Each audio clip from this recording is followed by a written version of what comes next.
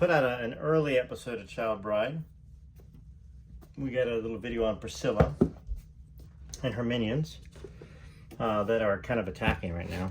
You know, I'll give them a voice, but the thing is, they kind of look ridiculous, and you know that's kind of what freedom of speech, obviously, but pretty transparent. And you'd think if they would actually read Lisa's book, they would care, but they obviously don't care much for Lisa Marie, which is why I'm reading her book, and that's why Riley put out the truth. And we're not even to that part yet. We just talked about it prior.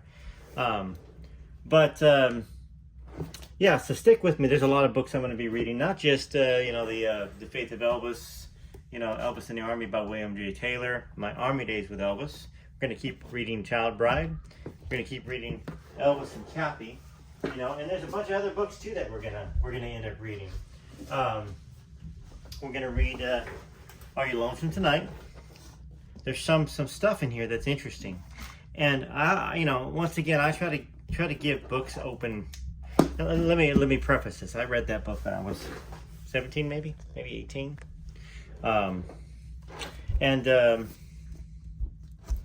we can talk about it. There's some merits to a few things that are potential because of Colonel Parker. I don't know though. I mean, once again, I'm just talking about certain books that I have. That Last Train to Memphis is a phenomenal book. It's got a lot of great information in it. Very well researched, just like Child Bride is very well researched, Priscilla fans. Okay, it's a reason why the attorney put her reputation and her career on the line to put the book out. There's plenty of other books that we got to read as well. But let's get started here and talking about where we've read from here to the great unknown. This is Lisa and Desiree, obviously. Lisa and Desiree, I'm so sorry. Lisa and Riley. I was thinking about that another book I read. Apologies. So we're talking about Grace and how the whole place smells like the South. Lisa was talking about. Riley was talking about a swing set that's backed by Vernon's office that belonged to Lisa. And then we talked about the 6 vortices in the world, like Hawaii and Jerusalem, places with an energy that scientifically acts up like Graceland. So we're going to keep on moving on here, obviously. So it looks like this next section is going to be a little funny. So to wrap it up here, the very last chapter, we talked about how Elvis could not stand Lisa being in pain. He slapped her hand once when she had a burn because she got on the back of a motorcycle and hurt herself. Then he had an earache and he just couldn't stand being there. He left the room and he was all upset. He was up against the wall completely white. We're talking about an earache, not like a surgery, like major surgery. And then tonsillectomy. How Elvis was giving her ice cream. But we're moving on from there, okay? Her father called her Yisa. So Elvis called Lisa Yisa. He would replace all the I's with Y when he spoke to my mom. The other night, I was rocking my daughter Tupelo to sleep, and I found myself calling her Yitty Bitty and singing to her, Mama's little baby loves shortening, shortening. And I stopped and thought, I literally have not heard this song since I was a baby. And I realized in that moment that all of the phrases I use and the things I say to my daughter are the way my mom spoke to me. She had gotten them directly from her dad, from the South. And all of them are alive in me. I can hear her saying, get over here, goddamn, and give me some sugar. Not that I'm trying to talk like Elvis. I'm just giving that expression. She mothers my daughter through me. That's a great line. Now, that's what one of the hosts at Belmont, the host, said, that she mothers my daughter through me. Whenever I go to the South and hear the Memphis accent, I feel a longing, a nostalgia, and hear the Memphis. She had directly gotten them from her dad, from the South, and all of them are alive in me. I can hear her saying, get over here, GD, and give me some sugar. She mothers my daughter through me. Now, that was a big line that Hank Williams Sr.'s daughter talked about that. She loved at the Belmont event. She mothers my daughter through me. Whenever I go to the South and hear the Memphis accent, I feel a longing, a nostalgia for something I never lived. I've never lived in Memphis, but something inside of me has. It's very pretty. And then, of course, Lisa's part now. Once the gates closed, Graceland was like its own city, its own jurisdiction. My dad was the chief of police, and everybody was ranked. There were a few laws and rules, but mostly not. It was freedom. My dad got me my own golf cart. It was baby blue and had my name on the side. A huge deal for me.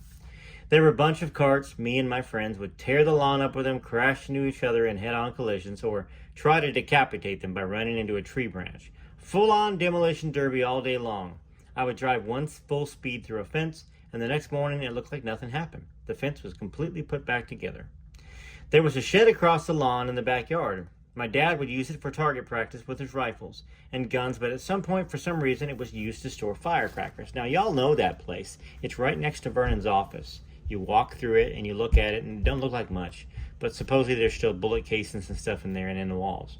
Dad and his friends would take the firecrackers and shoot them at each other. One day, Dad lit one on top of a box of them, and they all exploded at the same time. The whole shed went up in flames. Sometimes I can't believe no one was killed up there. I don't know how we came out unscathed. I really don't. Maybe there was some divine entity that was watching over the area, that vortex. Downstairs, there was a room that had a cloth on the walls and pool table and a bedroom set aside for any vagrant Memphis Mafia guy who was there that night. Charlie Hodge lived in it. David Stanley lived in it too. That zone especially, had a vortex of its own. There were never-ending cigarettes, dirty mags, dirty cards, dirty books. I was all about those dirty magazines. Oh my goodness. Oh my. I'm blushing here. Okay. One time, my dad threw a stink bomb down the steps in that room and then locked the doors so no one could get out. I followed right along with whatever he was doing. I would play pool with my friends down there, and then we would turn the lights out and throw pool balls at each other, have pool stick fights in pitch black, play hide and seek. It was open season in that room, the land of shenanigans. It sounds like Peter Pan to me. I used to run over people's feet with a golf cart and take off. One day I was tearing up the backyard with a cart, and somebody told me to stop doing it, and I said, I'll tell my father on you when he wakes up. Another time somebody told me that I couldn't do something when I was on the golf cart, and I said, I'll tell my father that your wife. I wish I could remember what it was I had said that his wife had done. I was wild. Joe Esposito was one of the few people at Graceland who was stern with me and wouldn't let me get away with anything. He was never afraid of my dad, and he was never afraid of me. He was just one of those people who would say the truth. He'd say, the grass is dying, or stop chasing the horses and peacocks with the golf cart. There were 4 female chefs at Graceland, 2 on in the day and 2 on at night, ready to make everything, anything, all day long. There were always people to be fed. The house was always jumping, and the kitchen was a free-for-all. So there was food being cooked constantly, and it always smelled like the Old South. There was fried chicken and french fries and hush puppies and coleslaw and greens. One day I asked for chocolate cake, and one of the cooks said, no, your father's sick. He can't have that. And I said, I'm telling my daddy you're fired. I was 4. For many years, this is Bradley, Elvis's original chefs would cook for us when we were at Graceland. My mom would have them cook everything she loved, all the things she ate with her dad growing up. Fried chicken and catfish, hush puppies and greens, banana pudding. Now, when we'd come to town, the staff would always have our golf carts waiting, and after dinner, we'd go outside and wreak havoc on the lawns. We barely ever drove on the roads. This was a family tradition. Billy Idol once came to Graceland, and my mom was ecstatic about it. She was an 80s hair metal head, so Billy Idol and Guns N' Roses and Pat Benatar had been her teen heroes. She and Billy were off somewhere together on the ground, but suddenly my mom went in running, breathless. I just accidentally flung Billy Idol off the back of my golf cart, she said, laughing hysterically. That's really cute. Cute story from Riley there. Because my dad slept all day, this is Lisa, I was on the run. I had 2 friends with me. Could have been Joe Esposito's daughters, could have been my friend Laura, could have been my cousin Dina. I wish I could remember. I was in a cute little outfit in my golf cart, sitting against the very edge of the seat so I could reach the pedals. I was out back of Graceland toward the trailers, where some of my family lived, when somebody flagged me down. He's up, but he wants to see you. Dang, it's only 2 or 3 in the afternoon. He's not supposed to be up yet. Every possible thing I'd ever done went through my head. What has he found out? Somebody's told him something. I'm gonna. Whoever told on me. Now, of course, this is Elisa's older grown-up filter with her words. I'm sure she wasn't thinking that when she was little. We're in deep trouble, I said to my friends. I don't know what it's about yet, but he wants me right now, which is a problem. I started crying, walking toward the house, and my friends, they started crying too. We made our way upstairs. My dad was sitting on his bed in his usual spot. He would always sit in the same place. Now, I love this. This is information for us Elvis fans that we didn't know. Okay? So, picture Elvis's room, picture his bed, and here we go. He would always sit in the same place, leaning back in his usual spot. He would always sit there, leaning back on one of those pillows that has arms, and moving his leg or shaking his head. He was always rocking. He told us to sit down. Then he pulled out the 3 little boxes. He gave one to me, one to my friend, and one to my other friend. I opened mine. It was a beautiful ring set with a flower of diamonds. We all got a ring. My one friend got emeralds, and my other friend got rubies. It was so beautiful, but I felt so guilty. My conscience was eating me alive. He just wanted us to hang out with him and talk. That's a great story. I love that. 20 minutes before my dad was due to walk on stage in Las Vegas, my mom told him, I'm leaving.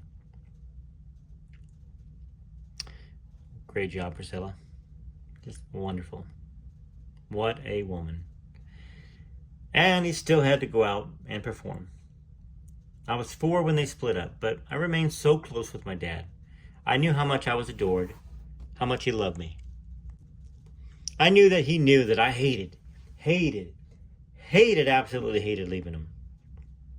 Hated going to my mother's new home in Los Angeles. I loathed it. So, he got a house there to be closer to me.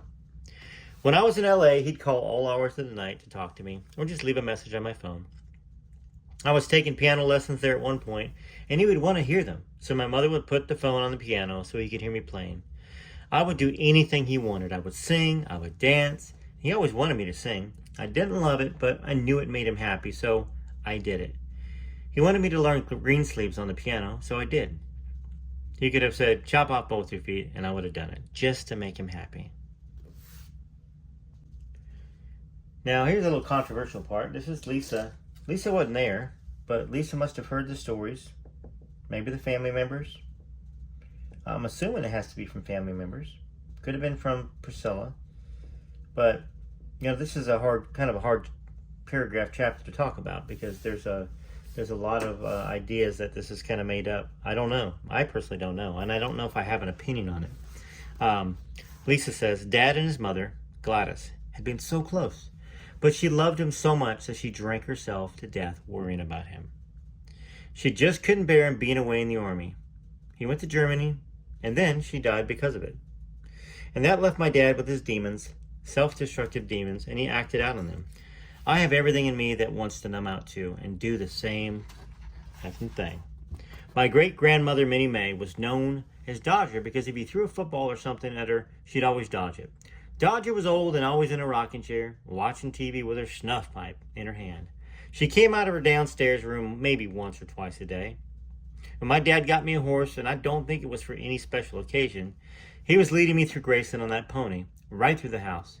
Everyone was excited, making a commotion, and Dodger was shouting, "What the hell's going on out there?" And right at that moment, the horse stopped and decided to relieve himself right outside Dodger's room. It was pretty rare that she would get out of her chair, but she could do it. And she started to get up to find out what was happening in the hallway, and my dad panicked. "We gotta get out of here, oh my God," he said. "Clean it up quick before she comes out." Then it was a mad rush to get the poop off the floor and the horse out of the house. As fast as he could, he guided me around the front, made a circle, and we snuck out the back door before Dodger could find us. Dodger had a daughter, Delta Mae Biggs, my Aunt Delta. She took care of Dodger, but Delta was also a diabetic alcoholic, so she was a wild card. She had a horrible mouth and was very vocal about everything. She didn't have a lot of good things to say, but she was very, very funny. Aunt Delta was sort of put in charge of me for a little while, but she couldn't control me. As much as she could tell me what to do, I wouldn't listen. She'd just say, You little son of a... And she'd give up on me. Aunt Delta always said my cousin Patsy, she was really a double first cousin, was actually my actual surrogate mom. One day my Aunt Delta and Patsy were having an altercation in the kitchen, and Delta pulled out a knife. "I'll get your guts out," Delta said. Patsy said, "Well, GD, get over here and do it." But Delta wasn't really going to do it. That's just how they talk to each other. Well, my dad had given Delta his Pomeranian, Edmund. He was like her watchdog, became her protector. If you came anywhere near her room, that dog would start barking, growling, going crazy. You could hear her cursing at him to shut up from beyond the door. She'd get in her bathrobe and take him out several times a day, clutched in her right arm. Later, once the tours started coming through, she would walk through the house in her bathrobe, carrying Edmund, run into the visitors and say, "What the hell are you looking at, you son of a bitch?" and throw up her little middle finger at them and keep cursing under her breath as she got the dog outside. One time a tourist said, "Aren't you Aunt Delta?" And Delta said, "Oh, heck no, she died." So yeah, Delta knew how much I loved Elton John. One Christmas, she got me some of his records. My dad watched me open the gift and said, "That's nice," and went off to the swinging doors that led from the dining room into the kitchen. I found out later that in the kitchen he said to Aunt Delta, "Why'd you get her those records? Who the heck is this son of a bee that she's wanting to hear?" "Well, she likes him," said Delta. Soon after, before one of his shows, my dad met Elton John backstage. He needed to meet the person whose records I was listening to. Elton and I have giggled about it ever since, and I finally met Elton a year later for my 9th birthday. My mother arranged it for me to go to his house. He showed me some of his clothes, his closet, his books. He was very sweet, and we had tea. So, I have just realized I've read that section before. I don't know how I got back there. I must have lost a couple pages somewhere. That being said, maybe I read it during another section of time. But I'm not going to read from there any longer. In fact, I'm going to close this chapter and post it. So maybe plenty of you guys have not read this or heard that part. And then I will do another one in an hour or two. That actually is where we left off. Which is right after Elvis would land the plane. "Ladies and gentlemen, please fasten your seatbelts. Elvis is going to land the plane." I think, "Can I get off?" And I would tighten my seatbelt as tight as I could go. And then I just remember everyone applauding when we landed because we were alive. We were alive. So, that's where we left off last time, which is page 40. That's where we're going to start in the next video. So I hope you enjoyed the bonus reading there in case you missed one of the other videos. Yeah, I'm enjoying reading these books to y'all. TCB TLC, this is Rare Elvis Photos. Remember, the more you read, the more these videos get ranked up, and YouTube recommends them, so it's very helpful when you can watch them all. And I apologize if I've read some of that to you a second time. But it's a great story, right?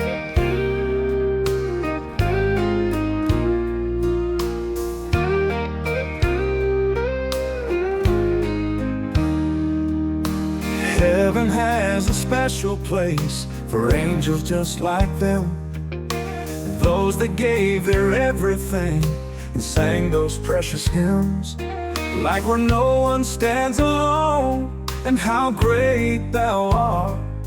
Sure, they were less than perfect, but that they shared a giving heart. From here to the great unknown, they found a way into our hearts and homes.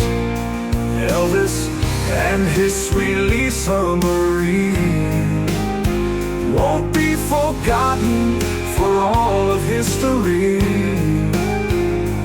They have gone where no one stands alone, from here to the great unknown.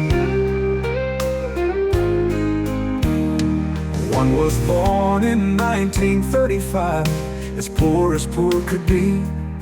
The other born in 68 to music royalty. From here to the great unknown, they found a way into our hearts and homes. Elvis and his sweet Lisa Marie won't be forgotten for all of history.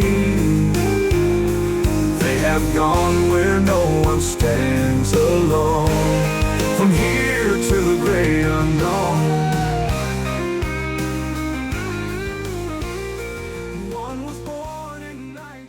Hope you enjoyed a preview of the new song from Rare Elvis Photos, Songs of Elvis, called From Here to the Great Unknown. TCB TLC, much love for you.